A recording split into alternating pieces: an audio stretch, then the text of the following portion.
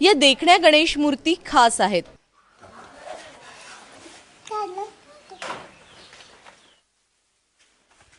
कारण या आहेत देशी गाईचं शेण, गोमूत्र, दूध, दही आणि तूप या पंचगव्याचा वापर करून बनवलेल्या। आटपाडीच्या तात्या गायकवाड या गोपालकांनी बनवलेल्या या मूर्तींना मोठी मागणी आहे। पण या मूर्तींची निर्मिती झाली ती एका गरजेतून। गाईला सांभाळायला कोणी तयार नसतं। अशा वेळेस ज्या देणग्या किंवा एक प्रकारची भीक जी आपण मागतो, असे समाजात रूढ आहे की देणगी मागितली म्हणजे ती एक भीक मागितल्यासारखं असते। त्यामुळे काहीतरी देऊन त्याचा काहीतरी चांगला योग्य मोबदला घ्यावा यासाठी आपण काम केलं आणि ज्यासाठी आपल्याला चांगला नफा उभा राहून गोशाळा स्वयंपूर्ण होतील यासाठी आपण हे काम केलेलं आहे।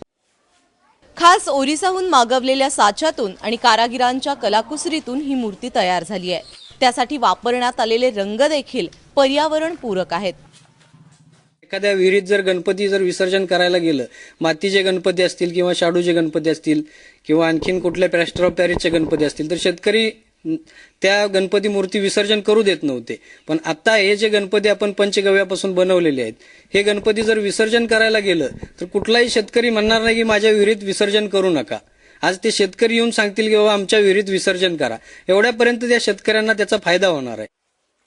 आयुर्वेद आणि कृषी क्षेत्रात पंचगव्याला मोठं महत्त्व आहे।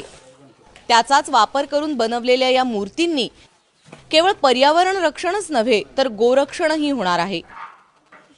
सुनील दिवाणसह ब्युरो रिपोर्ट, एबीपी माझा, पंढरपूर।